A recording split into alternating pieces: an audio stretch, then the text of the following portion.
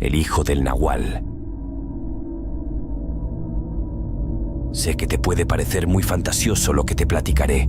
Yo todavía a veces lo dudo, y aunque yo no lo viví directamente, sé que mi familia no inventaría algo de esta magnitud. Todo esto empezó cuando fuimos mi hermana y yo a visitar a mi tía Rosa a su casa. Ella vive en Ciudad Neza. Esa ocasión, mientras platicábamos de cómo era mi papá de niño, mi tía nos dijo que tenía unas fotos de todos mis tíos de cuando eran pequeños. Se levantó de la mesa y del librero sacó un viejo álbum de fotografías que puso frente a nosotras.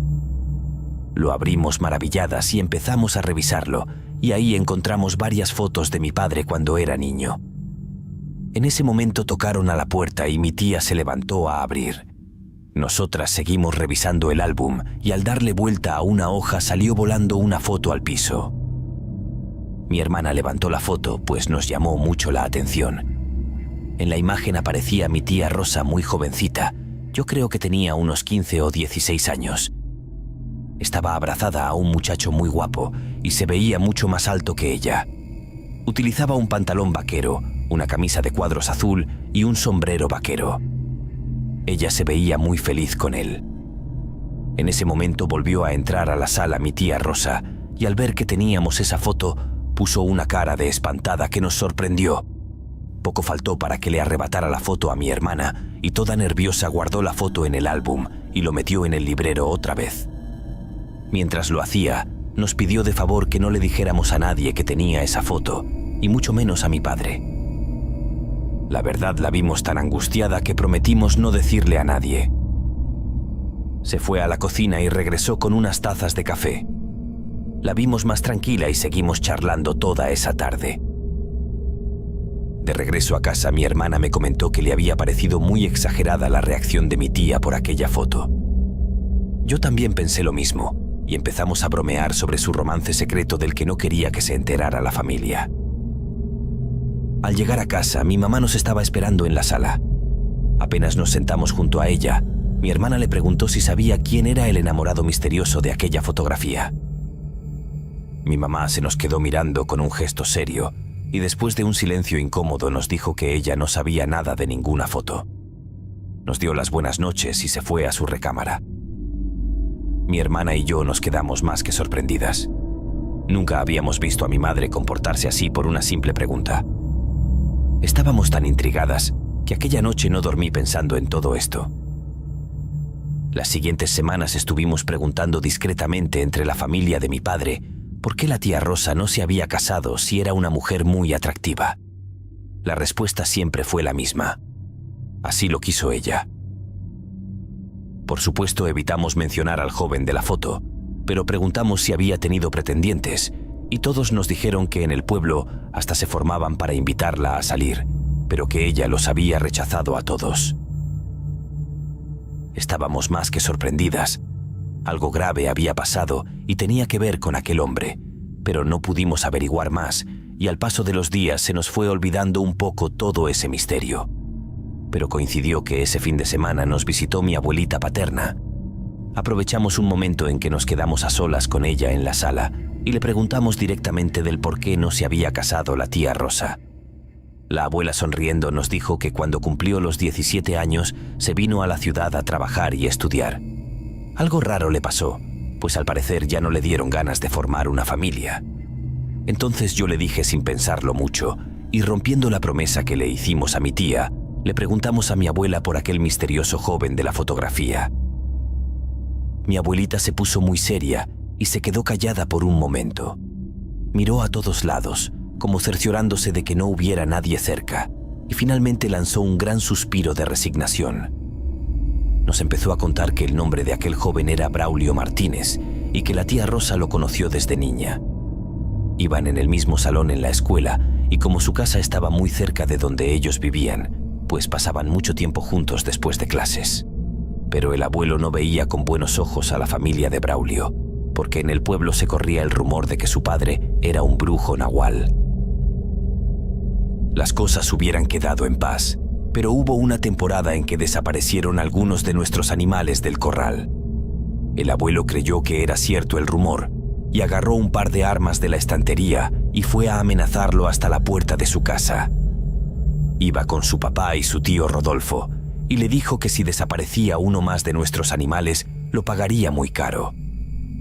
El papá de Braulio confrontó al abuelo y le dijo que él no lo había hecho, y empezaron a pelear.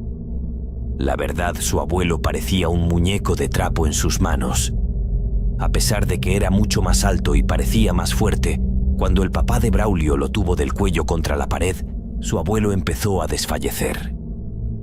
Entonces, en su desesperación, su padre le disparó por la espalda. El papá de Braulio se quedó recargado contra la pared quejándose, y aprovecharon para levantar al abuelo y salir huyendo de ahí. Al día siguiente de la pelea, la casa de los Martínez apareció abandonada y de Braulio y su familia no se supo más. Creímos que se había terminado el problema hasta que muchos años después Braulio regresó al pueblo. Al principio nadie lo reconoció y se presentó con otro nombre. Ya era todo un joven hecho y derecho, además de ser muy apuesto y caballeroso. Incluso su tía Rosa tampoco lo reconoció al principio, o al menos eso fue lo que nos dijo. Lo primero que hizo fue recuperar la casa donde había vivido su infancia. Buscó trabajo de jinete en la hacienda de los Hernández y los fines de semana se dedicó a andar de fiestero. Su fama de noviero se extendió muy rápido. Parecía que todas las chicas del pueblo caían rendidas ante sus encantos, y más de un marido celoso tuvieron que recoger sus dientes del piso cuando intentaron confrontarlo. Realmente infundía mucho respeto y en ocasiones hasta miedo entre los hombres. Después de unos meses de la llegada de Braulio al pueblo, se empezó a rumorear que tenía una enamorada con la que se casaría. ¿Cuál sería nuestra sorpresa cuando Rosa lo llevó a casa para presentarlo como su novio? A su abuelo le agradaba el muchacho y fue cosa de unos meses para que se planeara la boda. Todo parecía marchar sobre ruedas. Su tía no cabía de la felicidad, pero unas semanas antes de la fecha pactada, sus tíos y su abuelo se pusieron una tremenda borrachera con Braulio en la casa hasta la madrugada. A su abuelo se le soltó la lengua y le dijo que aquella casa que había comprado había sido de un miserable nahual que él había matado con sus propias manos. En ese momento la abuela hizo una pausa y muy preocupada nos dijo que lo siguiente que escucharíamos, si no lo hubiera visto, no lo hubiera creído. Nos contó que ante los ojos de todos, Braulio se transformó en una bestia en un instante. Nos jura que nunca había visto a un animal similar a ese. Sus manos y brazos estaban llenos de pelo y tenía unas garras enormes. Con una sola de ellas, sujetó a su abuelo del cuello. Con la otra, de un solo manotazo, aventó la mesa y las sillas de alrededor. Su rostro por momentos parecía que tenía hocico y colmillos. Nos cuenta la abuela que ella se quedó paralizada en la puerta de la cocina. Los hombres asustados comenzaron a golpearlo con lo que pudieron, pero Braulio ni siquiera se movía. No dejaba de apretar el cuello de su abuelo, que ya ni siquiera se quejaba. De pronto, agarró a su papá de la camisa y lo aventó hasta la sala, y a su tío Rodolfo le dio un santo golpazo que cayó al suelo como si lo hubiera tocado un rayo. Yo creí que me lo mataba, pero en ese momento entró su tía Rosa, que había escuchado todo el escándalo, y llorando se arrodilló ante Braulio suplicándole por la vida de su abuelo. Aquella bestia se detuvo por un momento y aventó furioso a su abuelo contra la pared. Yo en ese momento sentí que me desmayaba, así que me agarré de la puerta. Cuando pude recuperarme un poco, alcancé a ver que sus tíos salían de la casa con las escopetas y después escuché un montón de disparos. Su mamá se acercó a atender a tu abuelo, mientras su tía Julieta me ayudaba a sentarme en la cocina. Para cuando regresaron sus tíos y su papá, a su abuelo ya lo estaba atendiendo el doctor del pueblo. Al otro día, muy temprano, su papá y sus tíos fueron a la casa de Braulio. Igual que años atrás, la casa estaba abandonada y de Braulio nunca se supo más. Creímos que se había terminado toda esta pesadilla, pero en el pueblo se empezó a correr el rumor de que el hijo del nahual había regresado para cobrar venganza por la muerte de su padre a manos de nuestra familia. Al principio tratamos de no hacer caso a los comentarios de la gente. Pensamos que con el tiempo se olvidarían de todo esto, Pero entonces empezaron a aparecer muchos animales muertos en sus corrales y de alguna forma nos empezaron a culpar a nosotros. Dejaron de comprarnos nuestros productos y nadie quería dirigirnos la palabra.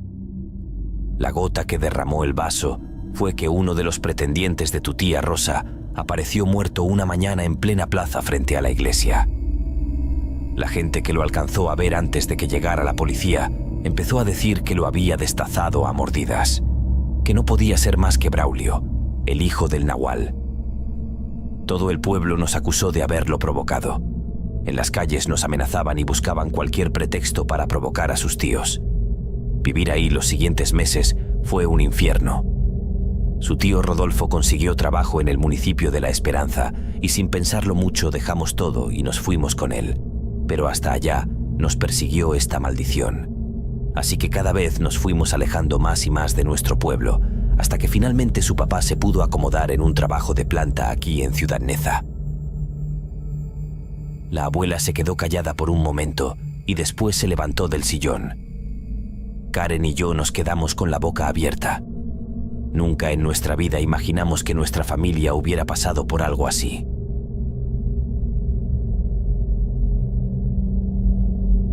Muchas gracias por haber llegado hasta el final del relato.